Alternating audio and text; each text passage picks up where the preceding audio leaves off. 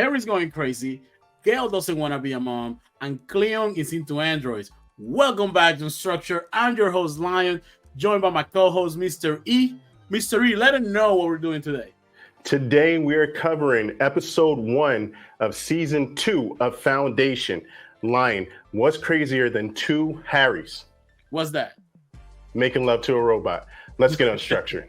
Without further ado, let's go.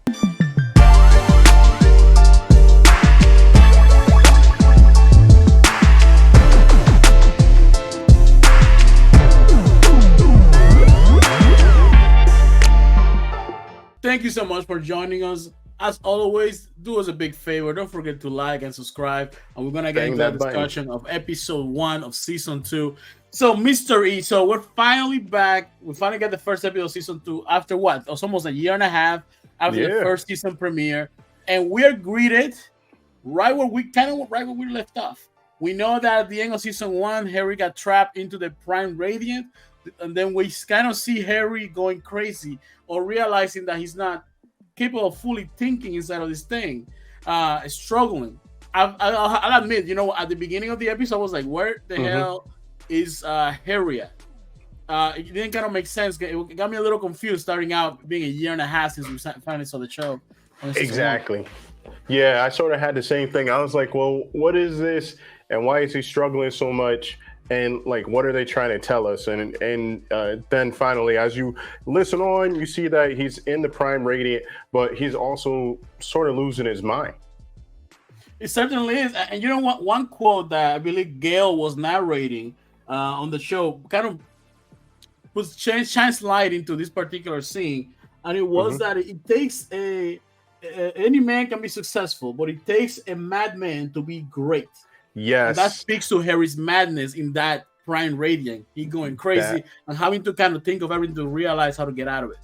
That quote stuck out to me like a sore thumb. It's like, okay, they're definitely trying to tell us something with that quote, and you have to be crazy. And part of his crazy was realizing or remembering the origin of the Prime Radiant, which he isn't the complete origin.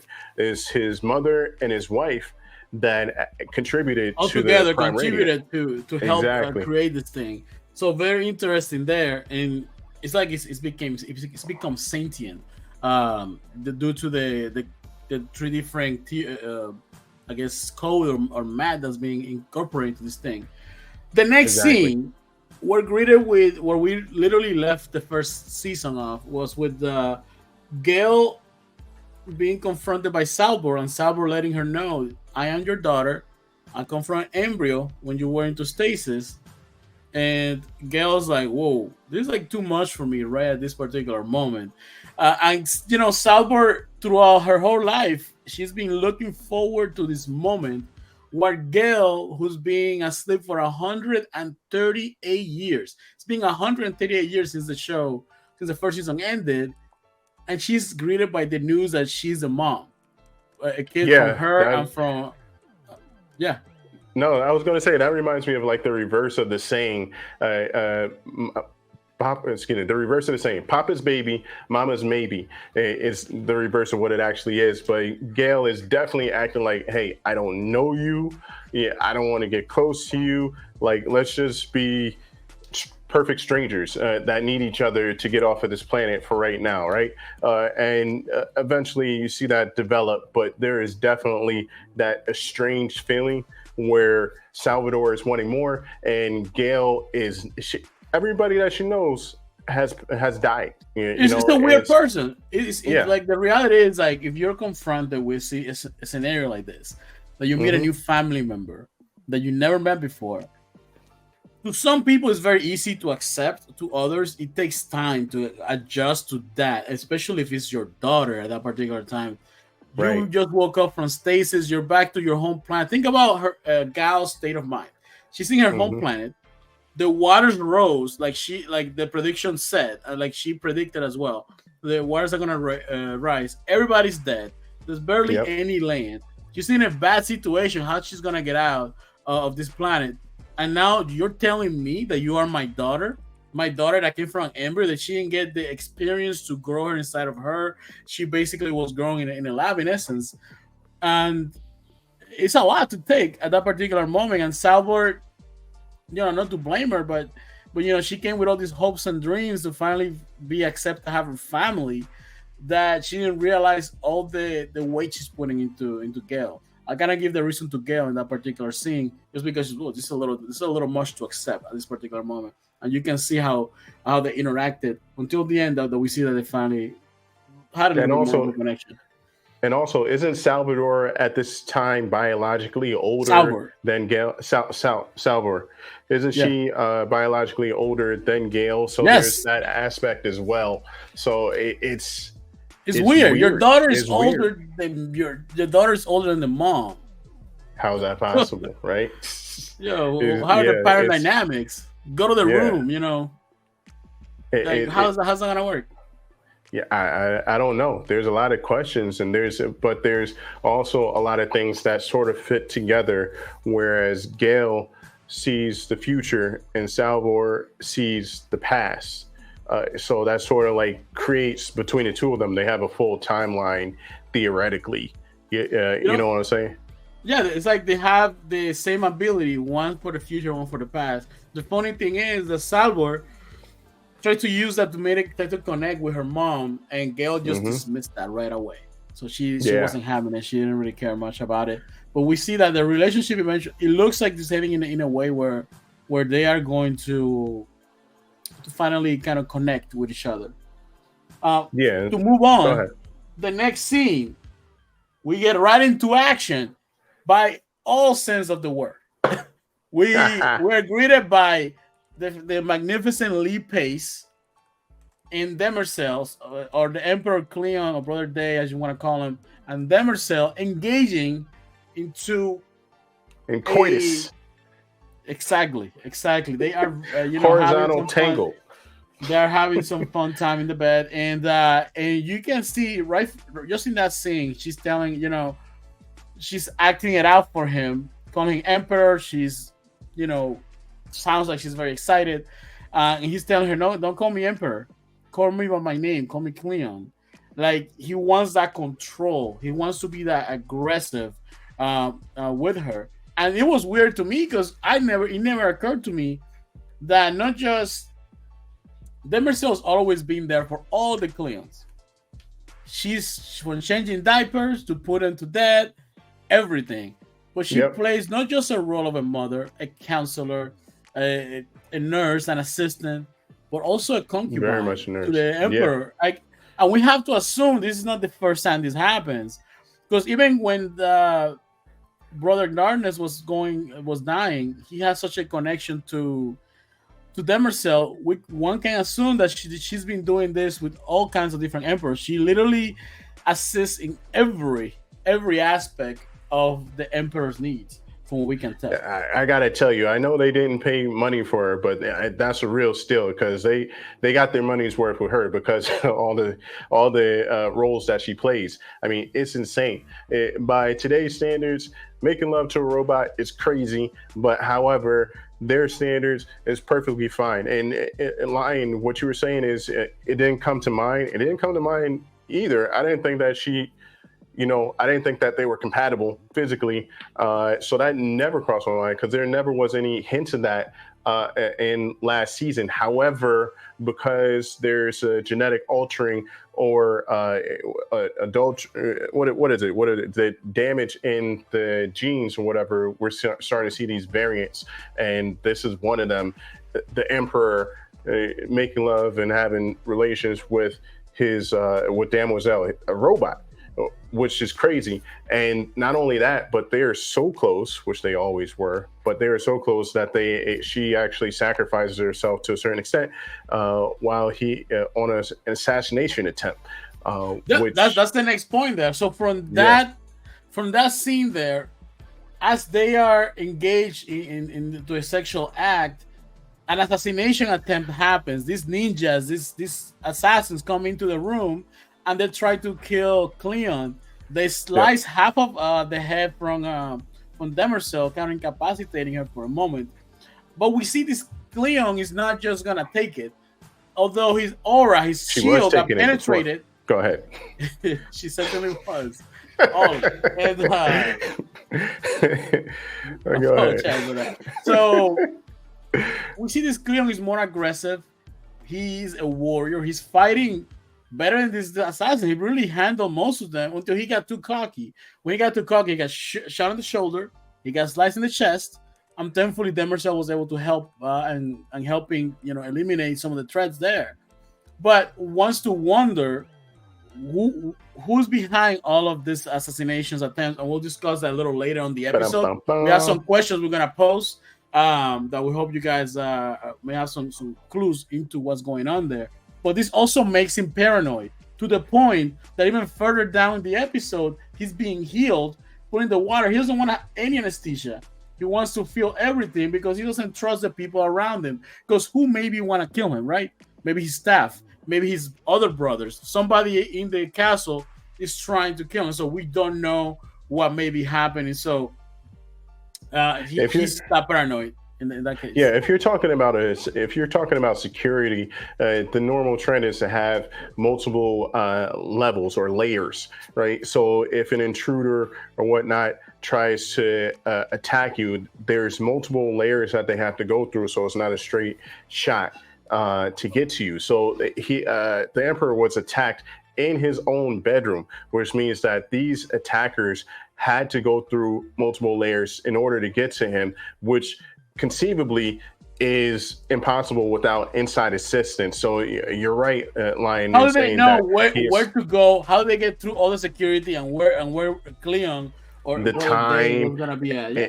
And everything, and also the fact that his guard, his shield was down, and they hit him with poison as well, and they just knew what time to attack. So this is definitely an inside job. And he's right, the Emperor, in wondering who it was and being paranoid because you really can't trust anybody because they already failed you, right? And there's something going on. So I like to see how this is going to develop, because until you get to the bottom of this, you can't sleep safe in your own room.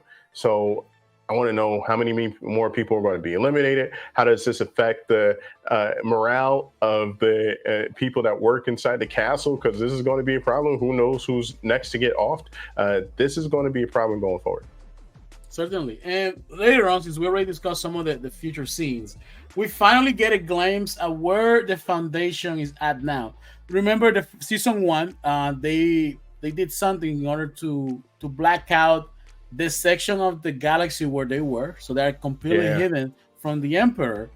And we finally get a glimpse. We see the new warden, and we see that the vault opened, and there's an alarm sounding. So we don't know what's coming out of there. Maybe a new version of Harry, or maybe the Harry that we know figured out how to get out of the Prime Radiance coming out of there.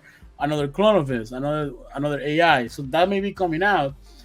And we see that this particular Foundation is ready for war. Because the first thing they said, this alarm, it means we're going to war with the Empire. So that may be the situation. Maybe what may happen going forward. This Foundation is not just going to be obedient. He's going to sit and take it. They've been preparing for this moment, especially since what happened on season 1. What were your thoughts on seeing is that the little glimpse that we got of the Foundation, since we know it flourished in the 138 years? What do you think is going to happen with them? What was your opinion, what you saw with the new warden and everything else? The first thing that got me, or it was a little bit delayed, but one of the first things that got me was, whoa, Terminus is developed. And those 3 tribes have developed into one empire, right? And they're very organized. And so one body, one mind, one army. And I like the way that they are ready to go to war. And then the other thing was, okay, so you have what was the name of it? The thing that lit up, the vault lit up. Sorry, the vault. Yeah, the vault. Yeah, forgive me. I got to get back on Foundation terminology. But the vault opened up, and it's like, what is coming through there? Is it going to be Harry? Because what's better than one Harry? There's 2 Harrys, or is it going to be something else? And in that case, it will be possibly a problem, or possibly a solution to an upcoming problem. Who knows? But I got to find out. Like, I want to watch the next episode to find out what's coming through there, or what's the deal. So how about another thing? Later on in the episode, we find out that Cleon is engaged to marry Queen Sarit of the Dominion. And one reason he wants to do this is because he wants to have an offspring, he wants to have a kid to take Yep. over the empire. This literally means or signals the end of the genetic dynasty that's been ruling this galaxy for so many years, right? And Hmm. you have to imagine this does not sit well with Brother Dusk and Brother Dawn, who Cleon suspects may be behind the assassination attempts, to the point that he's offering or asking or telling Brother Don that he needs to go through some kind of psychological evaluation to see if there's any kind of corruption for him to, maybe he's the one trying to attempt against the life of Brother Day. Um, what were your thoughts in that particular scene when he's just kind of confronting his brothers and he's revealing his plans and what he's looking to do? Don't go backwards, go forwards. When you look at human history overall, and you talk about empires, what's always happened is there's been the ruthless king that takes over an empire and they flourish or whatever, and then their offspring, because they're so spoiled, ruin it or it's taken away from them. And so that's the old way of doing things. They kind of rectified it by having an exact clone and teaching that clone how to be, so that there's some type of baseline throughout his rule, right? But there was a problem with his rule, which is why people didn't want clones anymore. So it's sort of given in, but it seems like it's not enough. However, this is going to cause problems, like you said, because both Dawn and Dusk don't like this because it renders them completely useless. Their existence is useless, and especially for Dawn. What's going to happen to him? You know, we don't need you anymore. You could either play the What background happens? and Yeah, be a when he's not. brother. Yeah. When the clones are no longer needed, what happens to them? We eliminating the pool of genetic material that's there. Do we keep them as backup? Are they becoming counselors to their son? Essentially, is their kid, right? Is this Yep. kid gonna be normal? Is gonna retain some of the genetic information that's being passed down to these clones? So there's a lot of questions behind there. But we also get to meet Queen Sarit, and Queen Sarit is just not some lady that's just gonna be nice and Nope. submissive. She's a very strong queen, and she's giving enough energy back to Cleon for you to take it. She's just not gonna just agree to a marriage. She's just gonna take any kind of gift. She even points out that you're giving me this one planet. Is that because the empire is now weakening? Because you are weak, it makes Brother Day laugh. So I, maybe a good I pair, like, a good match there. and also to add to that, she also said, provisionally, the queen to be. They're like, hey, if things don't go well, I'm out, right? And so she's setting a standard that he has to live up to. Otherwise, she won't go through with the marriage. So she's going to be strong, and this also proves to be, or will prove to be, another problem, because this is not the way things have been run for 400 years. There's been ultimately one mind in power and just three bodies, Yep. Dusk, Day, and Dawn. Done. But now you got another voice in it, and this, how are people It's going to changing the adapt? dynamic. Yeah, it's Yeah, changing the dynamic it will completely. change tremendously, and she's obviously, from what what you said and what we saw, she has ambitions. Like, she's not going to sit there and be quiet. So Can you people are really going to. trust her? Exactly. So this is a ripple. And when we were talking about timelines, which I'm gonna let you get to it. I'm gonna let you get to it, Lion. But just when we're talking about timelines, this is divergent from the original timeline. If he follows through with this, let's see if whoever the attacker is will allow him to follow through with it or not, and let's see what happens. Yeah, I mean, and just to go back a little bit, thanks for mentioning that. One thing that Salvor and Gale discussed was that the humanity is now diverted due to the previous crisis from the path they were supposed to follow, and we're heading to a big crisis, a crisis that could mean darkness for humanity. And talking about that, we get interrupted by Demerzel, who does not want to speak in front of the queen. Maybe jealousy or maybe security, but she brings back the emperors into the chambers to let them know of the message that was found. This is a message from season one, from the time that the whole system, the terminus went black in order to pretend that we're all gone and all dead. And since the empire was so busy dealing with the corrupted brother Dawn, they never fix or to investigate any further if Terminus was really gone or have completely gone dark. Now they realize that Terminus or the Foundation is preparing to some kind of attack for something, and Cleon needs to be ready for war. And you know what? Brother Day is more aggressive now. He's welcoming it. One thing that was curious was mentioning is that they're talking about angels and ghosts and some kind of magical entity that cannot be affected by guns. At first, when I heard Hmm. that, like, are we gonna talk supernatural powers? We seen that Gale and Salvor had some kind of abilities that we haven't really explored much. But Hmm. at first, I thought, what is happening there? And then you realize they're just talking about the foundation and the hologram of Harry. Because the hologram, you can really shoot it. So that's the only thing that could be a magical being. What was your thought on that scene right there? That scene was loaded. Starting from the beginning, like you said, Damoiselle was dismissive of the presumptive queen to be.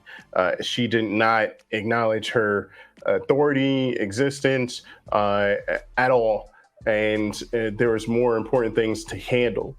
Which there's a question of, what's her buy-in to this, the marriage, and also the loyalty to the empire, or and also emperor. So because if she's resentful, remember last season, right? She was resentful of what the emperor did to her people. Then she may be she may be trying to plot against them.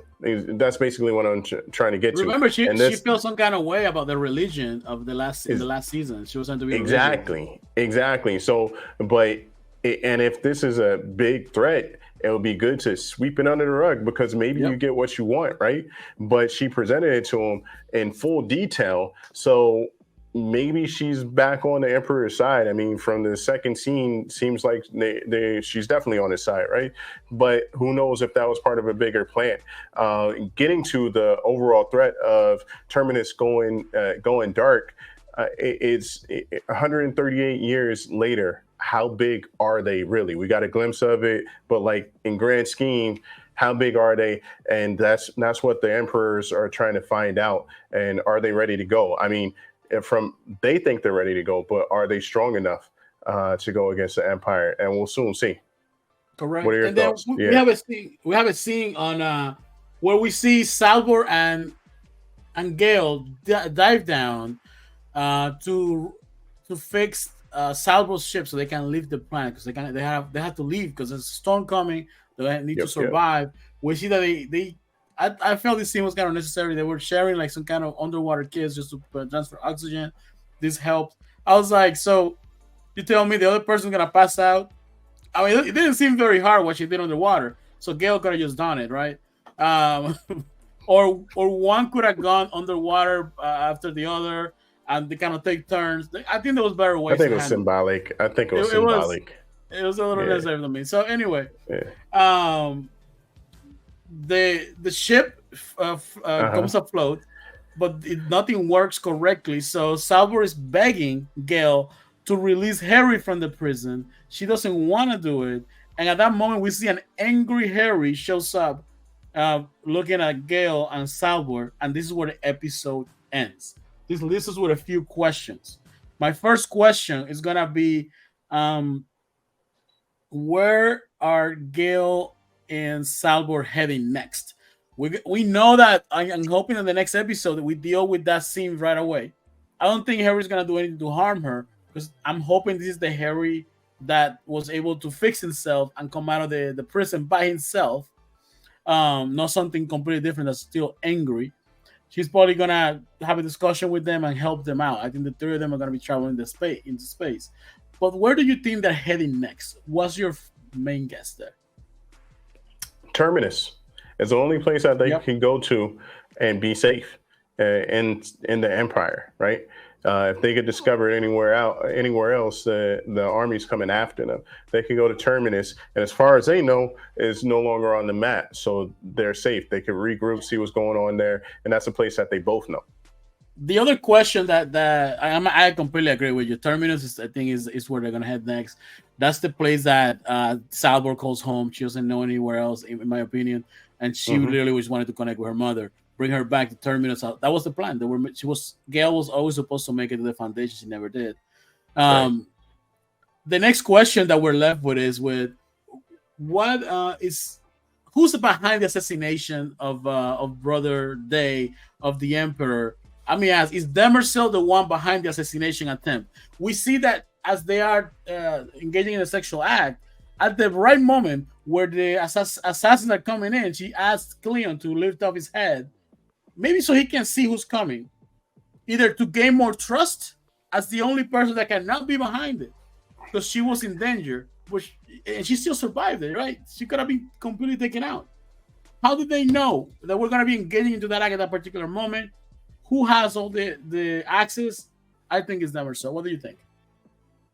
I think it's Demoiselle too, because she said, "Look at me." His eyes was closed. She could have, if she was trying to eliminate him, she probably could have told him to keep his eyes closed or not said anything or whatever. But she also said, "Look at me," but he looked up instead, and that's when he saw everything that was happening. And then, consequently, the Emperor sacrificed Demoiselle. She gets her head chopped off, and then the assassination happens. Right, so. I do think it's Demoiselle in a long game. She was resentful last season, and we picked up right where we left off from last season in this first episode. So, how could those feelings go away? I definitely think that she's playing a long game, but we'll see in the future episodes. What we throw this wrench into that? What about Queen Sarah? Maybe she never wants to get married. Maybe she's resentful of the Empire. Maybe she just wants to take the throne by force, and this is the best way she has access to it. And get away from not having to marry the Emperor, and she may be able to end up on top in regards to the Empire. Who I knows? think that no, I think that would be a bad way to do it, right? First you get in through marriage, and then you start because whenever there's a shakeup in power, even to this day, you have to have the ones underneath. They have to be on your side. So like if you have a coup or whatever, like that's why it's easy for the military to take over because you need that force, right? But if you're not military, in this case, the queen to be or whatever, you would need to get certain people with power on your side before you fully take over. So that would be the route that I would take, unless she just had that super strong army, which it doesn't appear to be the case. Now we come to the part we do this for every show we review. We're gonna be giving a rating for this episode for the Return of Foundation, and you guys can join us as well.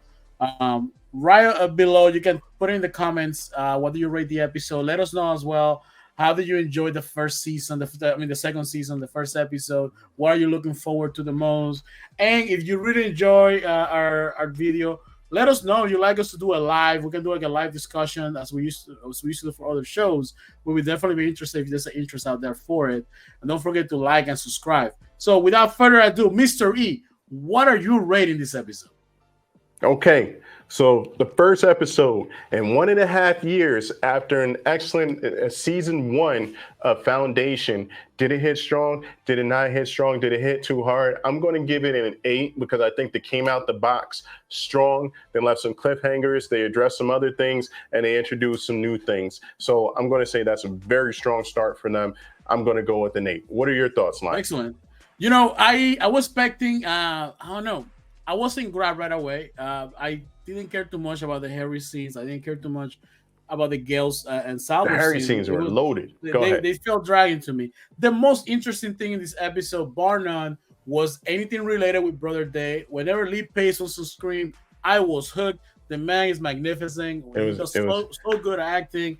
And then the little glimpse that we got at the Foundation, that was very interesting. Everything else can be thrown away from me in the episode. It's my opinion. I'm giving this episode a 7. That's how I feel. Oh That's a my good gosh. score. Still a good Oh, score. it's a I robbery. enjoyed it. It's a But robbery. I wanted more Emperor Cleon. I wanted more Lee Pace on Somebody screen. call the cops. That was the absolute best part of the show. But it left me hopeful. This season is gonna be more action with this show. The next episode we may get more of that. We may get there's more threads to unravel. So I'm looking forward to that. Let us know what you guys think. Am I right? Is Mr. E right? So would are you all saying you completely want more wrong. scenes with Lee Pace? That's what it is. Lee Pace the man. The dude kills. The dude kills. I think he's Literally definitely and the best figuratively. thing in that show. I Yeah. think he's the best thing in the show. His acting is amazing. His acting is amazing. Like He's I played was different. He's the played whole different brother days from the season one and more calm, level-headed, and then twisted at the end to now being more dude. aggressive, paranoid, and You he know, likes the challenge. yeah, Tough and guy. you You know don't what I'm even saying? have to go that far. I mean, I was watching this scene and during the assassination attempt, and I was like, I don't know if I could be that guy acting everything out, just freeballing it like that, right? So it. I mean, there's another level of acting that goes into that where you're just completely into it and completely naked in the camera, in front of the camera. So kudos to him. He's doing his thing. For sure. Yeah. And we did our thing. I hope you guys enjoy the show. We'll be back with the next episode as Bang well. that like We might do button. a predictions. Let us don't forget to like, subscribe, show some support. We've been gone for 4 months. We We are back. finally back. We're back. Sharper Color Block, thank you so much for showing some love in the What first up? video we made for the series. Rogue as well. Thank you so much for the appreciation. What up? And we're looking forward to see you guys on the next one. Mr. E, take us home. Hey, as usual, we got more shows coming, so stay tuned. Look for the next one. Until that time, I'm Mystery. This is Lion, and we are Unstructured.